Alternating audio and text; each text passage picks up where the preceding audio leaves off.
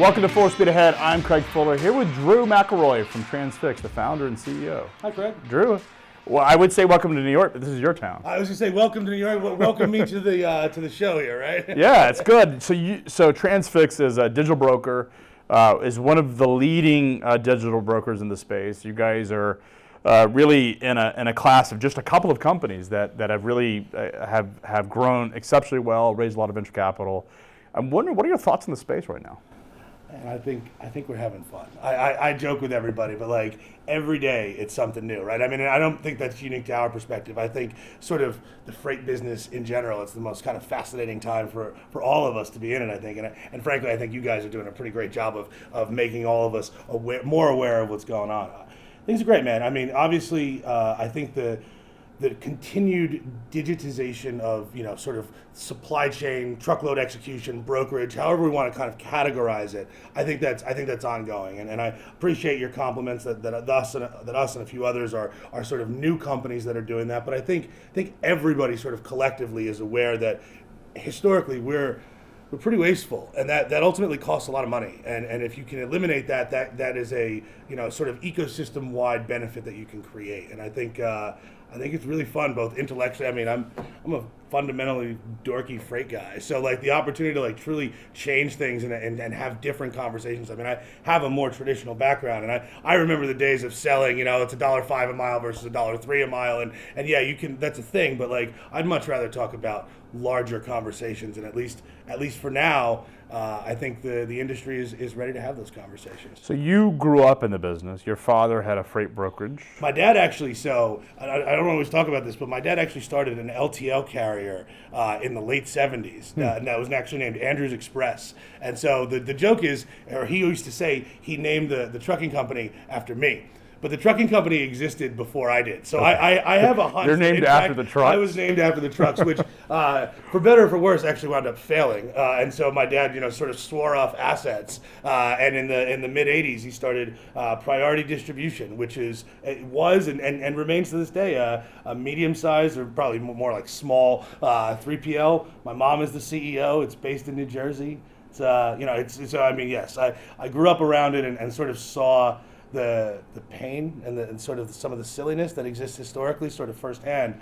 And if I heard my parents say one more time, "This is the way we've always done it," I was going to scream, man. And so yeah, man, we should try something a little different. Maybe with, so mobile technology obviously unlocks this insofar as, before every driver had a smartphone, the sort of notion of tethering to them in a sort of distributed and low cost way didn't really exist, right? And so that's a massive unlocking capability that just previously didn't exist. And if you sort of combine that with what I would characterize as modern data science, all the buzzwords of AI and ML and all that, which basically just means taking lots of data and making better results out of it than a human can. You combine those two things. I don't know, man. It's a pretty exciting time. We're doing some pretty cool stuff, and we're having a good time. So you guys have raised. I mean, you were 2015. The company started. So we raised our first capital in the late summer of 2014. Got it. So you're a little earlier in the cycle. But we're seeing a lot of pressure on venture-backed companies. What are you guys seeing? What are you hearing from your investors? Yeah, I mean, I think like everything in life, right? There's no matter where you sit, you can paint a rosy picture, or you can paint the less rosy case. And so for us, for better or for worse, as you pointed out, like we have the benefit of raising capital from growth-oriented early-stage investors, and frankly at this point later-stage investors as well, but who are generally thinking and taking a medium to long-term view. We invest capital now to get to this articulated point in the future where that investment will look very wise. But sometimes in the short term, it's like, wow, we can do things that, say, publicly traded brokerage who's thinking about, pure, not necessarily pure, but I don't want to characterize them incorrectly, but like if you're publicly traded, you have to think about your quarter very, very. You're thinking about C.H. Robinson specifically. I mean, there's plenty of publicly traded brokers out there. Everybody has got to make numbers if you're reporting to public side guys on the street. It's just life. And we, of course, also have a board that we report to, but like I say, those folks perhaps take a slightly longer view. So that allows us to fundamentally think about things perhaps a little bit differently, but at the same time, we have our own pressure, right? Whereas we may not have as much pressure, say on on an earnings per share basis or something like that, but we damn well better grow. And so like again, everything has pros and cons, but I would agree if the stipulation is that companies that are structured like ours entering the market from a competitive dynamic changes it from what was sort of 5 years ago. There were large publicly traded brokerages and a lot of privately held smaller brokerages. When you introduce a new capital structure and a sort of different perspective on what success looks like on a quarterly or annual basis, it certainly can change the market dynamic, and I think we're seeing that. Yeah, what do you see? C.H. Robinson reported their earnings. Yep. It was a big miss. The market sold off. What was your interpretation of that event? Yeah, I mean, so obviously 2019, so they, again, same thing, right? Publicly traded versus private. They have to deal with 2018 comps, amongst other things. And we all know that 2018 was a banner year for everybody in the freight business. And sort of, this year has been obviously, softer and flatter and things like that. So I think everybody in different pockets of the market, we've seen a lot of companies, asset carriers go out of business. CH obviously had a tough quarter. I don't think that is massively structural. I do think that sort of us and some of the other folks in the cohort are certainly putting pressure on what I would honestly characterize as sort of fat historical margins, right? I mean, there is pressure on that, but I don't I think it would be overstating it to say that that's like the sole cause or anything like that. I mean, I think like anybody else, CH is dealing with the customers who are pushing all of us on rates this year, and there are competitive pressures as well, but they're obviously a great business. I think it seems like Bob is doing a great job, and we have great respect for them. Of course, we think that there's our way is different, and there are opportunities to move the industry forward, but we all know CH has been a great company for a long time, and like I said, we have respect for them. We're competitive with them, and we're happy to go head to head. But they have a nice business. I mean, they seem like they're going to the mat from not just them, but all of the broader brokerages. We're hearing that everyone is sort of fighting for price right now and willing to match any. Yeah, I mean, right. I mean, what tender acceptance rates look like, and that's obviously on a sort of quasi spot basis, or it's an indicator of spot. But contracts, follow like pretty close to that usually, and so yeah, I mean, it's competitive out there, right? I mean, even without the changes that we were just talking about, this is freight, right? I mean, we've all got pointy elbows, and we know how it goes. In good years, it's really good, but in down years, you have to protect where you are, or when the good years come back, you're not in the same place. So I think our business has always, at least in my experience, been highly competitive, just in general. And then you sort of, you inject these new forces that are both, as we're talking about, they change the dynamic, but also change also introduces the opportunity for mistakes too, right? Like people can misinterpret things, and that just, again, that sort of dynamism, there's like anything that's competitive and dynamic, there's winners and losers. But yeah, I mean, certainly we and several others are aggressively pursuing customer share, market share, however you want to pursue it. And I would be shocked if CH didn't go to the mat, right? I mean, this is their business, and they've been in it for a long time, right? The day that somebody rolls over and is like, okay, I mean, that's the day the business is done. Right? I mean, CH is, their business has been resilient because they've gone through multiple cycles, and they understand that they have no choice but to sort of fight the market. If they don't, then they end up being displaced. I mean, that's life, and that's business. That's business, and ours is, the nature of our specific world that we all live in is, this is intense, man. Like, this is not where you can, legacy doesn't last for too long here. You can't rest on laurels and just kind of ride it out. Like, we all fight on a yearly basis. And of course, again, one of the things that we talk about sort of philosophically in our business is if you can properly sort of make the market, you can sort of help to lower some of this volatility and reduce the peaks and troughs,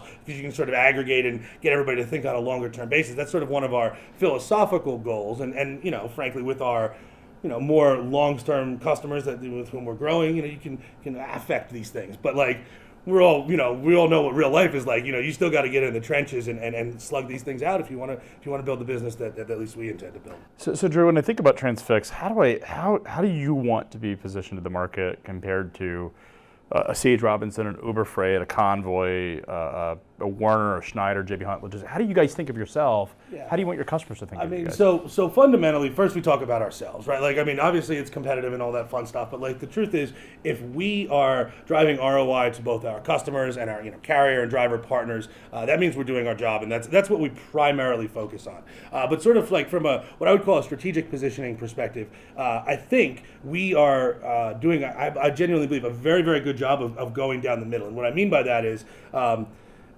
obviously we are one of the first, if not the first, companies that is, talking about the digitization and all of that fun stuff. But I think what perhaps makes us, so we're on balance, we're clearly on that, more tech forward side of the ledger. But I think what sort of makes us unique is there's two founders in our company. It's myself and my partner Jonathan. And sort of in our founding DNA, as we've been talking about, and clearly I'm a freight guy. I am not the tech guy, right? But there's me, and then there's Jonathan, who when we started, he didn't know LTL from TL from intermodal or otherwise, but man is he smart, and he is a hell of an operator. And so we've always said the right answer is not what the freight guys come up with, and it's not what the tech guys come up with. The right answer is what collectively we get in a room and argue about together. It's that sort of blended together solution. And I think, frankly, in the entirety of the space, I think sort of, because again, it's in our founding DNA, we have freight and tech, and if you blend them properly, that's how you get the best results. So that's the way we think about ourselves, and so far so good. Yeah, I mean, you guys have done well. You built it in New York, which is an odd place. I know Rachel Premack from Business Insider has profiled you guys. Yeah. We're big fans of Rachel's work. Rachel's awesome. But building a freight brokerage in New York City is slightly atypical, right? Because labor is still, even no matter how much technology you have, labor is still a huge cost. Yeah, I'm wondering, absolutely. how do you guys you think about rationalize that? What the hell's wrong with you people? No, I'm just curious because it's. I mean, you're competing with companies in Lowell, Arkansas, Omaha, Nebraska, Chicago, Illinois, which doesn't have the cost. I mean, Seattle, arguably, and New York probably have comparable. Chattanooga is much lower. Yeah, so, I mean, you guys, right? Yeah. So what I would say is that goes back to part of the whole like why you raise venture capital thing, right? Like obviously from a purely like unit economics, P&L this month standpoint, having inflated labor costs is not a great place to be. We genuinely view that as investment. We from the very beginning are, again, for better or for worse, just who we are, myself and my partner. Our what I will call our intellectual launch pad was here. Our initial engineering team, our initial product and data team was all here, and that's the way that was going to be, whether we liked it or not. So from there, it was like, all right, so how do we build on top of that? And you have to have, going back to what I was just saying, you have to have the freight people in the room with the what I'll call the smart people, right? Not to say that we freight people aren't smart, but the big heads, right? And if you can combine them properly, you build this intellectual property that of course we have grand ambitions for what that can accomplish in the coming years. And so, yeah, I mean, if you think about our business in 5, 10, further, when we start thinking about truly, EBITDA and earnings per share and sort of the more mature company performance metrics, well, two things. One, our headcount structure will look much different than a freight brokerage, because the whole point, or one of the whole points, is to automate the manual processing out of every transaction. So you don't necessarily need all of that in New York, or you don't need it at all. And then, of course, the other component is we have 70,000 square feet here in New York, so our home is very strong and will be here for some time. But again, same thing on a longer timeline. You can imagine where you can start to separate roles and spread your wings as a company matures. Would you open up an outside office in a lower cost? If the situation requires it, right? Like, there's lots of reasons to open an office. It could be to access talent and labor that you don't have. Part of that is cost, but part of that is just access to talent. Although obviously there's fantastic talent in New York. Sometimes you want to be closer to customers and things like that, or even you just want to have time zone, coverage. So the short answer is yes. It's not in something that is in our immediate near-term plan, but Man, for the most part, there are very few things that are off limits if our customers ask for them as we think about the medium term. Our job is to grow and to build this, and right, it takes a village. Like we are acutely aware that the only way we do this is we continue to add to the ecosystem, and to do that is, I mean, you know how this works. Like I don't like to say no, man. I like to say, okay, this is how we can make this work. So when you think about who else you admire in these freight tech space, who are the folks that you sort of come to mind? That's an interesting question.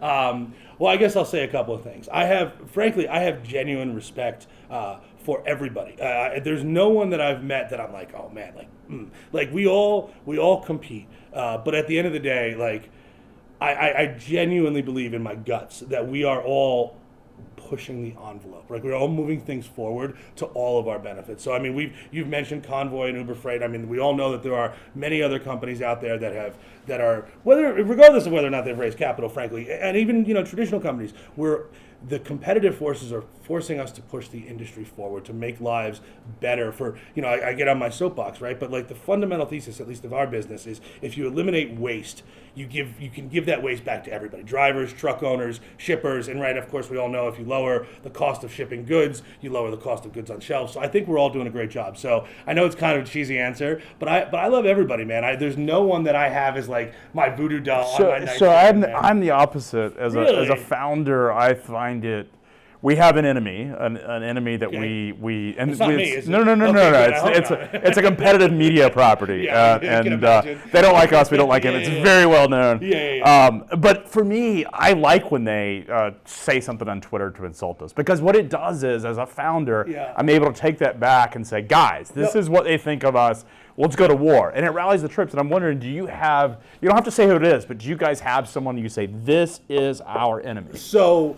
Yes, but I would say it's slightly different. And maybe it's because the differences between our business or whatever it may be, but like our genuine sense is that we are surrounded, man. Like I just kind of said before, right? No, you have 16,000 competitors. And they come from all, like, we're threading, I just said, right, we're trying to straddle the line between the freight guys and the tech guys, right? And so like literally there's the traditional guys firing arrows at us from this side, there's, other, companies firing them from the other side, and then there's maybe companies that want to enter this. So there is no shortage of people who want to eat our lunch and take us out. And that sort of sentiment that in and of itself, right? You're chased. You're like the guy in the Matrix, and you're like, you're having to fight everybody. The thing is, the trick to that is, right, if you're getting chased by wolves, just run. Stop looking behind you and just go. And that's fundamentally where we come out. If we do our job and we kick butt and we add value, that's the greatest competitive mode of anything, because the customers love it. And like the thing that I love, my favorite stat about our business is not the actual growth or the new customer wins or anything like that, which are, by the way, fantastic, but it's two things, actually. It's our growth with customers and our churn. We grow with every customer quarter on quarter, year on year, and we churn like quite literally nobody. And so that is a testament to what we're doing. And like I say, if we do that, I don't care what anybody else is doing. So Drew, as a founder, what has been the toughest, if you think about like sort of tough days as a founder, what was the toughest thing that you had to go through as a founder? That's interesting. Actually, it's funny. The toughest thing we had to do was, believe it or not, was raise the first capital. Oh, I believe it. I believe it. I remember my partner looked at me one day in one of those dark moments, and he's like, I think I have to sell Teo. Teo is his dog. I was like, dude, you can't sell your dog, man. Like we will figure this out. And like, I mean, honestly, you can almost draw, I wouldn't call it a straight line, but you can draw a line from like that day being the hardest to now. Like, I mean, I joke, but like my job today is I'm head cheerleader. I go around and I pat everybody on the back, make sure they've got what they need. I come talk to guys like you, and like, we have interesting conversations and hopefully get to tell the world how cool we are.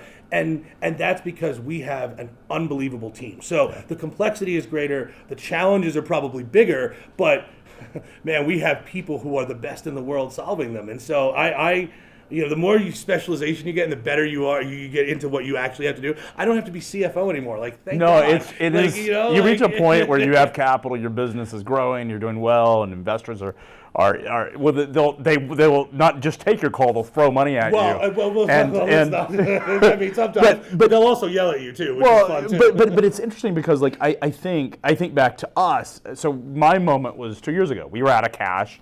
It was 2:00 in the morning. I couldn't sleep, and I ended up getting sick to my stomach. It was the summer of 2017. Okay. And those are dark days. And like you said, investors don't want to take the pre-revenue companies, the pre-seed companies. It's very difficult, and you have to find the luck. Who was the first investor in your cap table? Who is the one that is most responsible for your guys' I appreciate you asking that, so I get to call him out. It's a guy named Ben Narrison, who he's a seed investor from the West Coast. Who he's now, since we met him, which is going on 6 years ago, he's actually now at his third partner at a different fund. But Ben met us on a rainy day here in New York City, right next to Central Park. I was 40 minutes late for the meeting because it was raining so hard. My partner took it, and anybody who's met us, like, I'm clearly the sales one in my partner and I's relationship, and Jonathan took it. And I'm sitting outside because I got there late. I'm like, I can't come in this late. Yeah. He's like, you have to come in and meet this dude. And I walked in, and Ben is a wonderful human being. I love him to my core, but he's very eccentric. And he's like, so what is this? Tell me about freight trucking. I don't know anything about this. And I told him, and he's like, and so literally while we're chatting, his next appointment shows up. He's like, I don't have time for you yet. You sit here. And he's like, tell me more about this business. And we went through it, man. And he has been the most helpful person. He introduced us to people who led our subsequent rounds. He's always had our back. I mean, he's looked at more Transfix decks than any outsider. And it was his conviction, even in some, it's not always, peaches and cream, right? Like, we've had our inflection points where it's like, oh shit, this is a bad week. And Ben has always got a kind word. He's always got a helpful insight as to how to get out of it. So he's been, frankly, I mentioned him, but we've had a tremendous, the guy who led our B and our C is a guy by the name of Scott Sendell. He's like literally. Is he with NEA? Yeah, NEA. He's in the Venture Capital Hall of Fame. He's like on the Midas list so many years. He's one of 6 names in the Venture Capital Hall of Fame. And you think about the things he's done and the companies he's taken public and all these things, and then you chat with him and he dives into your business and he asks about how's the family, and the folks that we deal with are unbelievable. And I'm acutely aware that if it weren't for them, clearly we wouldn't exist. It is I would say in the early days, at some point it becomes math, right? Like when you're a Series B, C, D, G, Z company, whatever it is, it's a math game. Yep. It is the earliest investors that make the most. And I think about it, like for us, it was Chris Stallman and Tiago Olson, Tiago at Engage, and Chris at Fontanellis that made the difference for us. Yep. Had they not had a little, in our business, the business model we sold to them that they invested in was not really the business today. We're going to do some cool stuff. We're going to sort of figure it out a lot. So it was funny when I told Chris Stallman that we were doing an event. He didn't confess this to me. He had invested, put $3.4 million in, and it was 6 weeks later we had our first board meeting. He came to Chattanooga, and I'm like, are we going to do this event? And he's like, well, I said, it's going to cost a couple $100,000. And he didn't tell me that, but he had this sort of horrific thought of Fire Festival of Freight, and so we're doing it on an island. Yeah. Really cool. So it's just fun to sort of see the evolution of the business. Yep. Wait, are you guys is another capital raise in the? You did a small round. Well, it was a big round, but so of course there's only so much I'm going to say, but what I will say is that we keep our options open. We are fortunate enough that we are well capitalized, as I mentioned, with very, very supportive investors. Further, we are pretty healthily gross margin positive. So that's not to say that we're not burning capital on a monthly basis. We continue to. But your unit economics are positive. Our unit economics are very healthily positive, and so that sort of offsets the burn in a pretty significant way. And frankly, I think it also makes the business in a stronger position just fundamentally. And so we have what I would say, generally speaking, is the luxury of choice and opportunism, and so that's the way we're approaching it. We, as well as I do, capital raising in and of itself can become a full-time job, and we have a lot of things to do for our customers and a lot of opportunity to capitalize on, and we frankly currently have the dry powder to do that as we sit. Yeah. But as you know, we are waging a war with well-armed competitors. You got C.H. Robinson has said Bob has said they're going to spend $1 billion, or $1 billion, $200 million a year. Yeah, $200 million a C.H. Robinson, J.B. Hunt has talked about $400 million, and they're doubling down on it. Yeah. And then so it's not just venture, but it's everybody. I talked to the large asset guys, not just J.B. Hunt, or Schneider, many, many more that are talking about digital, thinking about, hey, we're not going to go away quietly. We're going to put up a fight. cool, right? Like, I mean, that's so, like, listen, we're all, like I say, we're all, I think, generally pushing, and I think that ultimately ultimately benefits all solves it. You know, it is a race. It strikes me right now is that there seems to be, at least in the brokerage space, a race to the bottom. And I had a conversation a few minutes ago with another on Fuller Speed Ahead that will be broadcast before yours, NFI. We talked about who wins if there is a margin compression environment. Yep. Is it or who loses rather? Is it the mid-sized brokerages? Yep. The smaller brokers? Or is it the asset-based carriers that relied upon consistent freight? Yeah, so I mean, honestly, I think there's, Or is just the whole market get muddled and it's hard to predict? well, so I mean, I again, this is freight dork, right? Like, this is where it gets really interesting to me, right? Like, if you start to tease this out, it gets, I genuinely think, pretty interesting. So a couple of things, right? Firstly, just fundamentally, the phrase "race to the bottom," I mean, that that gets bandied about a little bit.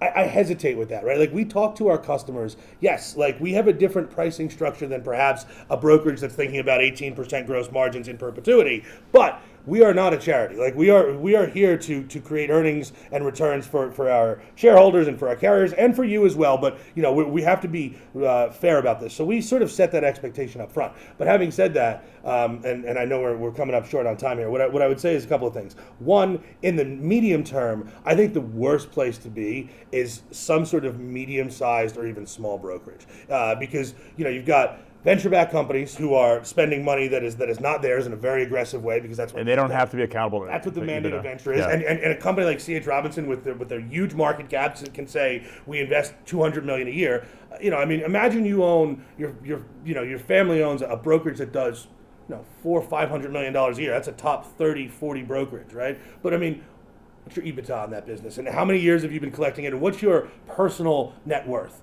And then you start looking at it and go, okay, do I want to invest how much in trying to wage these wars? I mean, I just think that's a delicate place to be, especially when there's also pressure or opportunities from an M&A perspective to get out. But those valuations are collapsing. Yeah, well, like EBITDA valuations, we're hearing, last year we were, the companies were telling us, 12, 14, 17 times. Those valuations are coming down, and so it's much more difficult of an environment than it has been. No, I mean, I get it, right, man. But I wonder, and I'm just curious. We do have to go in a sec. I'm wondering, how do you think about if the EBITDA valuations in brokerages are coming down? You have Uber and C.H. Robinson submitted $1 billion. If you think about $1 billion in tech spend is more than all of the venture-backed freight tech startups. I'll take Uber out of it because they're sort of in their own world. It's all of the money. It's more than any of the money combined in the entire sector has ever raised, except maybe some of these weird Chinese companies. They're not weird, but these companies I can't figure out that I don't know very well. But it's more money, and then they're going to deploy it. And it's interesting. I was talking to another CEO of a top 2 truckload carrier, and they told me they shared. Well, it's very narrow. I get a 50% shot on this, but I don't want to call them out. But the CEO told me, he said every time they go into a customer, doesn't matter who it is, they always have a C.H. Robinson person. It doesn't matter where they can go to the longest tail, they can go to the smallest town, they get the biggest client. They have a relationship with C.H. Robinson, and that is very difficult. I mean, this is the nature of competition, right? And I mean, we've seen. But how do you? So as you're raising venture capital and you're painting this story about this digitization, how do you, as a founder, get your investors comfortable with the fact that you have these 2 behemoths, Uber and one that doesn't have to make positive year? Well, actually, J.B. Hunt, you have to include them in the picture too because they're also there. You have J.B. Hunt in one extreme, you have Uber in another, and then you have C.H. Robinson sort of in the middle of that, sort of coming into it. How do you get them comfortable with the investment thesis? I mean, we all know the biggest kid in the playground isn't always the toughest one, right? I mean, sometimes it's about being scrappy. I mean, we have obviously invested less capital than $1 billion, right? We'll say that, right, for sure. But there's an efficacy of capital multiplier or detractor here that is highly relevant, right? I mean, it's what you get for the dollar. Like, I mean, not all. I mean, again, I'm not saying anything that people don't know, but not all engineers, not all data scientists, not all product people are the same. And when you operate, at least from our perspective, we are incredibly difficult from a engineering and data science. Like, we hire the best, like fundamentally the best, not against other logistics companies, but against people who pay a lot of money. And so ultimately, the proof is in the pudding. Like, we continue to deliver results. We obviously compete with these folks head to head. And I won't say anything bad about anybody, but I trust us. I trust the product we have. I trust the customers that are seeing the ROI and growing with us. Yeah, man. I mean, we're not fun time. We're not done. Exactly. Yeah. It's where we started. It's a fun time. We're not done, but we're kicking butt, man. And we're having a hell of a time doing it. Well, Drew, I thoroughly enjoyed the conversation. My pleasure. It was great. Thanks. Yeah, appreciate it.